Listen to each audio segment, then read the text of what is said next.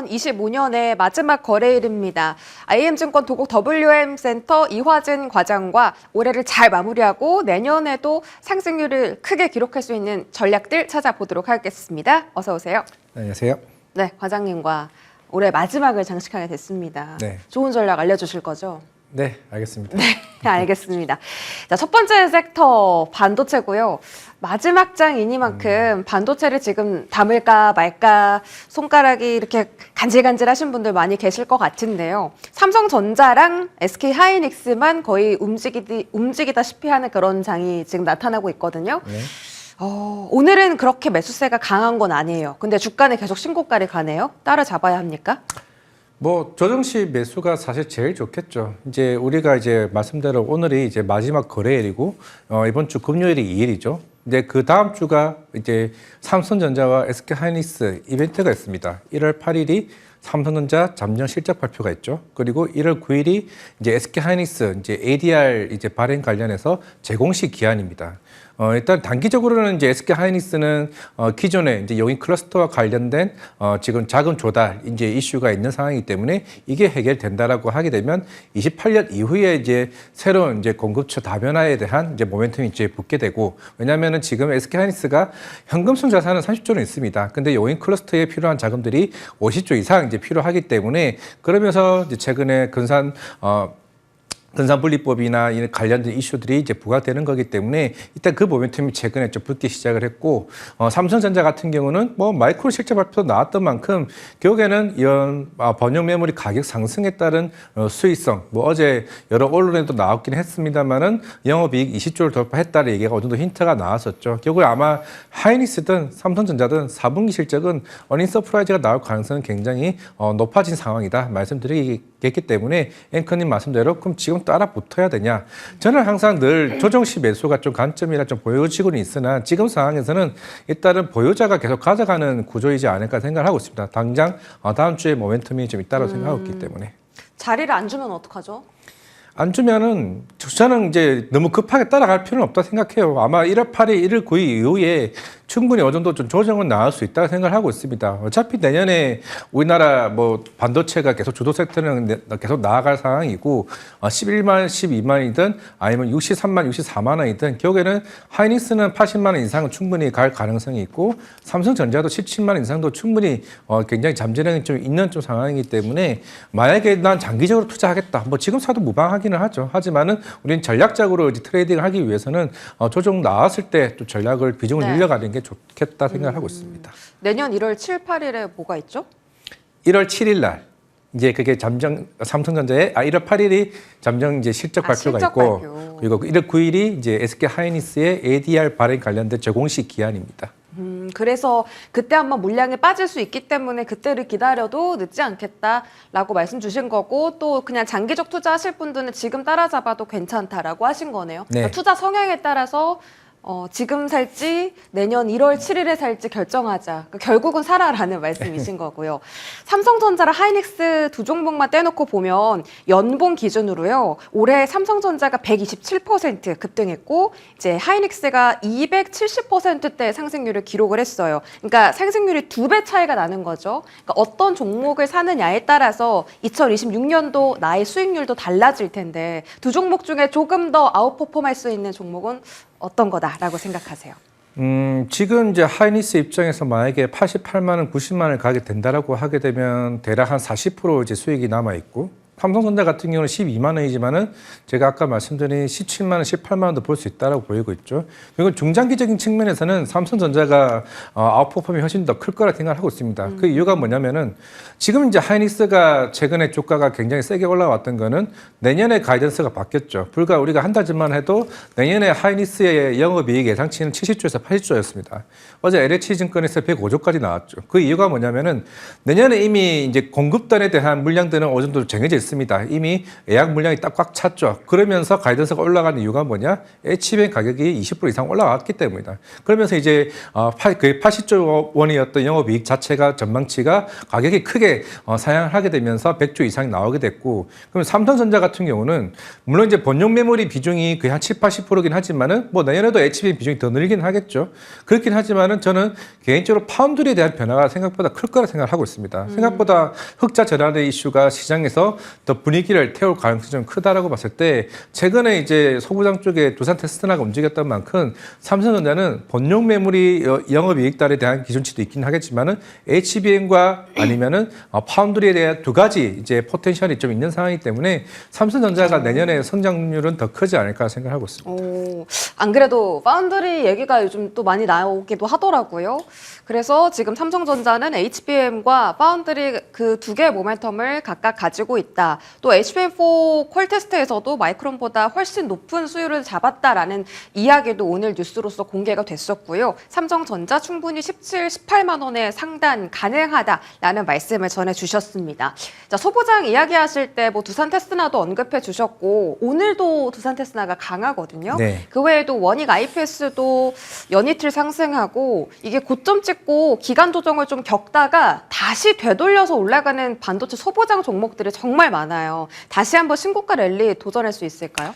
지금 이제 연초가 대부분 이제 장비들이 수주를 받는 시점이긴 합니다. 결국에는 아마 또 신년 사이에 삼성전자나 SK하이닉스도 내년에 이제 그 펜라인 관련해서도 어느 정도 전략들을 공개를 하게 될 것이고, 결국에는 이제 한 달 전에도 일단은 랜드 라인도 대부분 다 이제 디레일 마이너로 전환을 하게 됐고, 특히 테일러 팹에 있는 이제 삼성전자도 사실 최근에 이제 TSMC가 물론 지진 이슈도 있긴 하지만은 워낙 이제 엔비디아나 다른 애플이나 그 큰 이제 빅 고객사들의 물량들이 이미 애초에 꽉 차인 상황이다 보니까 뭐 테슬라든 뭐 다른 AMD 등 고객사들이 이제 삼성전자로 굉장히 우회되고 있죠. 단순하게 물량이 꽉 차서 우회된다라기보다는 삼성전자도 그만큼 이제 3나노, 4나노 쪽에 이제 수율이 이제 굉장히 크게 올라오기 시작을 하게 되면서 이제 고객사 확보가 올라오게 되고 수율이 올라가게 되고 점유율이 이제 올라가는 부분이 좀 있는 상황이기 때문에, 그러면 당연히 거기와 관련된 이런 고객사들 이제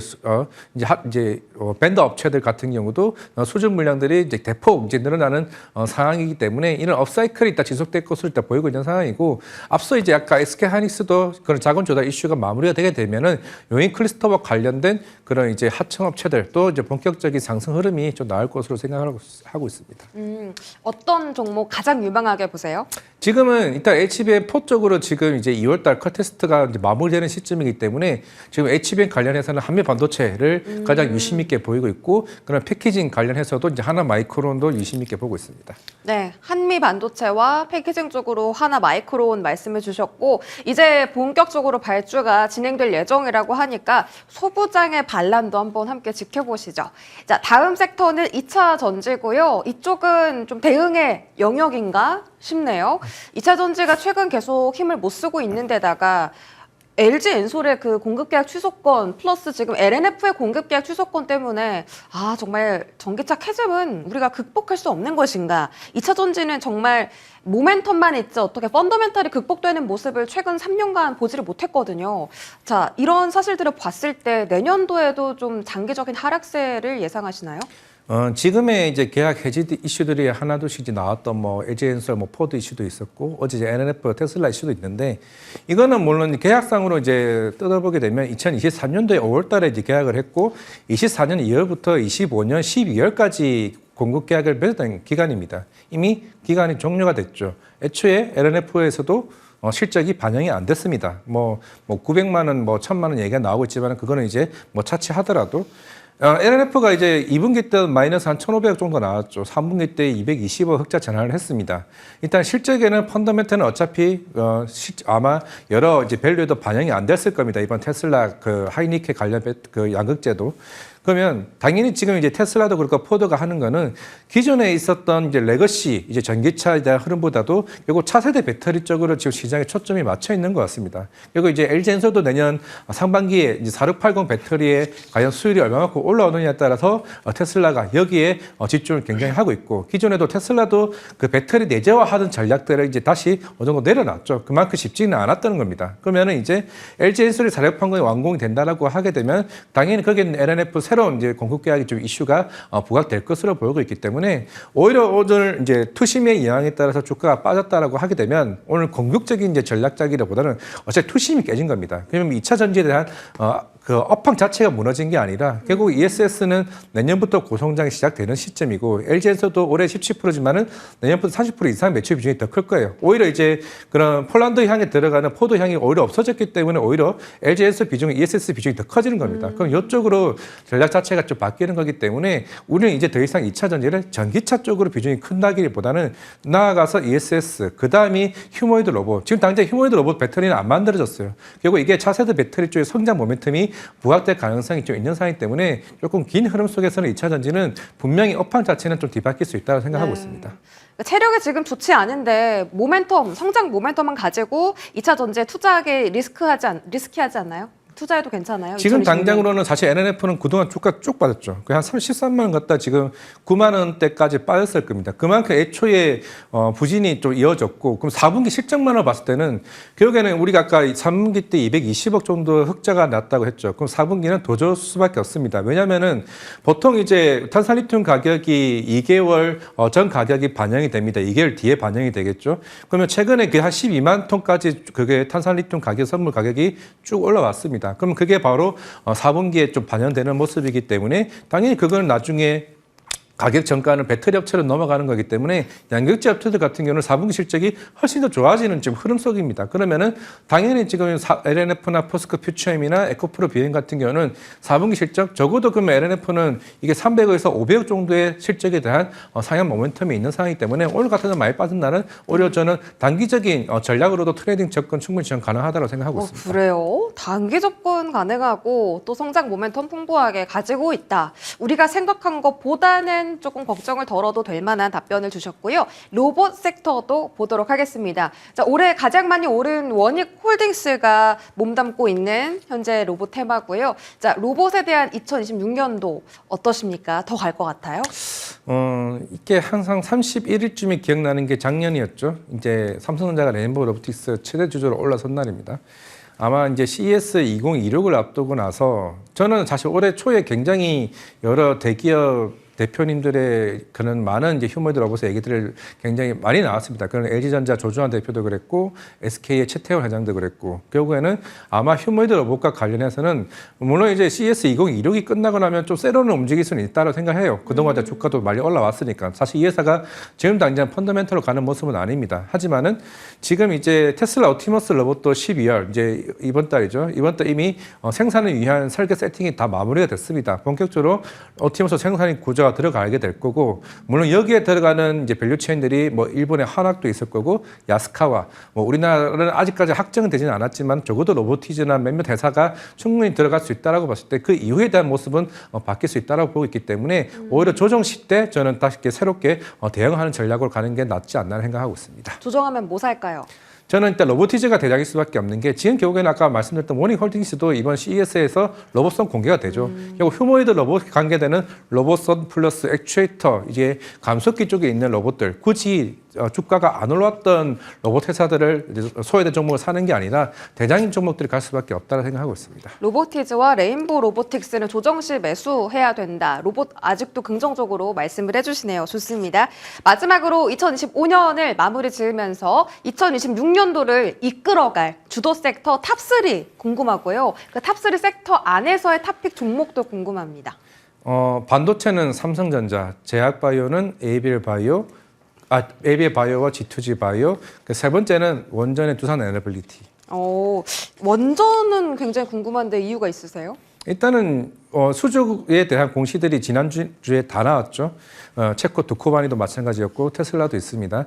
결국에는 내년부터 이제 14조 원의 신규 수주가 가능한 이유가 그만큼 이제 퐁티누프 그리고 체코의 텀멀린, 그리고 이제 SMR 관련해서 착공이 이제 본격적으로 시작되는 부분이 있는 상황이기 때문에 두산 에너빌리티는 내년부터 이제 신규 수주를 계속 쌓아나가는 단계. 그거는 방산과 조선이 2년 전의 모습을 이제 본격적으로 원전이 시작하는 해라고 말씀드리겠습니다.